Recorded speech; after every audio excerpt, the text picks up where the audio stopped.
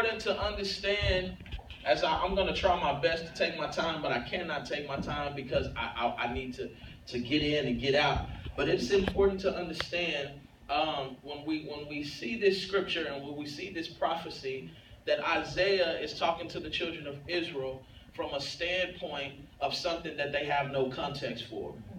He's speaking these things and he's prophesying. Most of the times when you hear prophecy comes and it encourages you and it gets you crunk and it gets you happy and it gets you excited. But at the same time, it speaks to you at a place that you have no context for. Yeah. Just like if somebody was to come to you and say, hey, the Lord told me to tell you that that house is yours. You have no context for what a house being yours looks like, based on the fact that you've been in a one-bedroom apartment all your life. Mm-hmm. Yeah. Somebody comes to you and tell you to go to the dealership, name it and claim it because the car is yours. Yeah. You get excited, but it's sensationalism. Mm-hmm. You get excited, but it's emotionalism. Why? Because you have no context for what that means based on the fact that the prophet don't know your credit. Right. Yeah. But you know your credit. The prophet don't know you ain't got a down payment. But you know that you don't have a down payment. So a lot of times prophecy comes and it comes in the middle of a situation that makes you feel like you're not going through what it is that you're going through. And this is why when you break it down in academia, when you break it down theologically, this particular book was broken up into 3 parts, 3 different oracles. And so some would say that some the first 36 to 40 chapters were before exile. Then you have in the middle of exile, and then you have after the exile. And so at the end of the day, what we're reading is right in the middle of the thick of things. It's right smack dab in the middle of Babylonian captivity. We're captive. And there's so many things that we want to do, and there's so many things that we desire to do, but we have no context for it because we are captive. I like that. And I know you're a prophet. Good God. I know that you're a prophet. I know that the service was hyped. I know that the preacher, he thought that he could see something in my future. He told me some good stuff. Yeah. But I have no context for it, so I really can't high-five you in the spirit based on the fact that you're talking to me about stuff that I don't see happening because I don't have no context for it. Have you ever gotten a prophecy that actually contradicted your situation? Talk, sir. Yes. Have you ever had somebody tell you something and you was crunk while they were saying it, but then you went away like, psh, he just don't know. Have you ever heard a word that wasn't even directly for you or directly to you, but it was given out over the pulpit and you received it? And as soon as you left church, reality hit. Wait a minute. I can't receive that.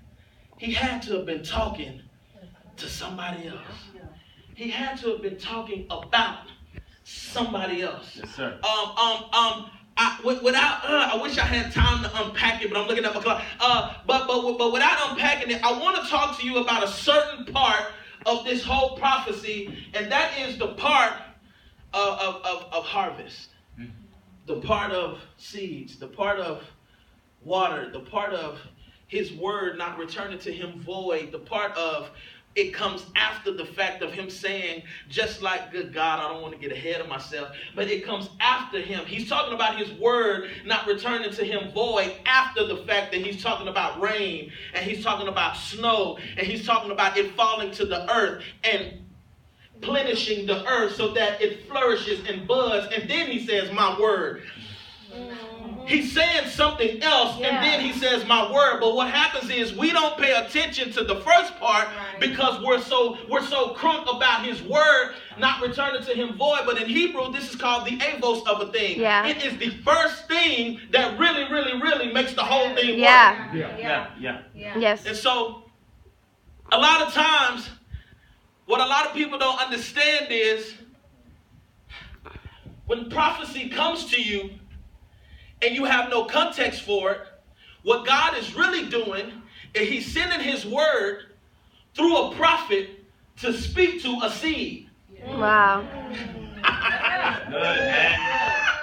Oh my God. He sent his word via a pastor, and he's speaking to a seed. I'm speaking to your potential. Wow. I'm speaking to where you ought to be. I'm speaking to where you could be. And so a lot of times, because we don't see that part, we can't really grab hold to anything somebody says to us because we don't realize the seed. You don't even know. I talk to my leadership team about perspective. Now, here's the thing about perspective. You can have the proper perspective or you can have the wrong perspective. But even if you have the proper perspective, you still do yourself a disadvantage because you don't know that your perspective has potential. Wow. Preach, Brandon. Yeah. You do yourself a disservice even just having the right perspective because you don't understand that your perspective has potential. What do you mean? What I mean is even when you get the right perspective, there's still more perspective to go. That's real. Yeah. That's right. That's the book. Even when you think about it the right way and you go about it the right way and you speak to it the right way and you pray to him the right way, there's still potential for your perspective to be expanded. And all God does is he sends you into situations that have the potential to stretch the potential of your perspective. I'm going to say it again. He sends you into a situation that has the potential to stretch the potential of your perspective. I love that. He's not trying to stretch your perspective. He's trying to get you to see the potential in your perspective. What he's essentially saying is, I know you don't see it like that now, but I need you to understand it's going to get that way in a minute. So when I'm speaking to you, and you may not have any context for what it is that I'm saying, I need you to understand that God is sending me download to speak to the seed that's inside of you. Speaking to the seed. The seed. The seed. Seed. Look at your neighbor and say, neighbor. Neighbor. I don't know if you know this. I don't know if you know this. But you got seeds. But you got seeds. They didn't even believe you. Look at somebody else and say, I don't know if you know this. I don't know if you know this. But you got seed. You got seed. Now look at somebody able and say, listen. Listen. You better protect. You better protect that seed. that seed.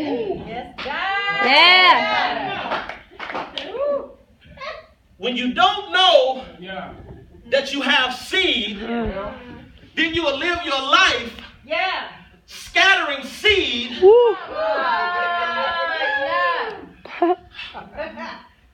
They took the babies. When you don't know that you have seed,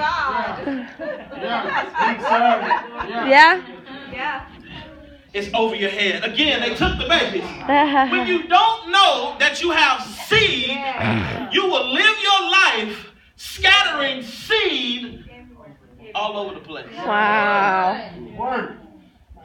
And the reason why you scatter it is because you're not aware of it. Wow. The reason why you will just hook up with anybody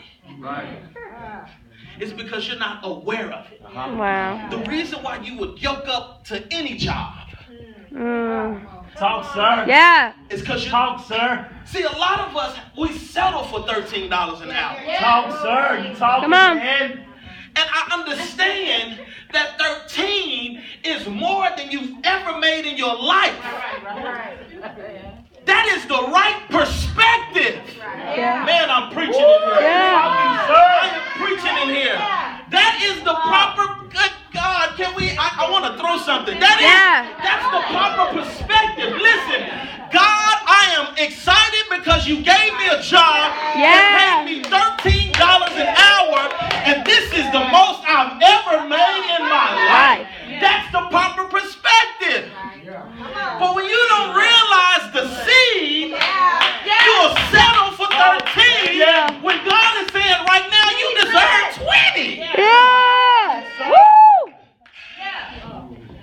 am I talking to? Yeah. I told my sister call me, and she said, I want to ask you a question. By the way, pray for her. She had to go to the hospital. She was dehydrated, and they had to IV her up and give her some fluids, so she at home chilling on it. So pray for her. But she told me, she said,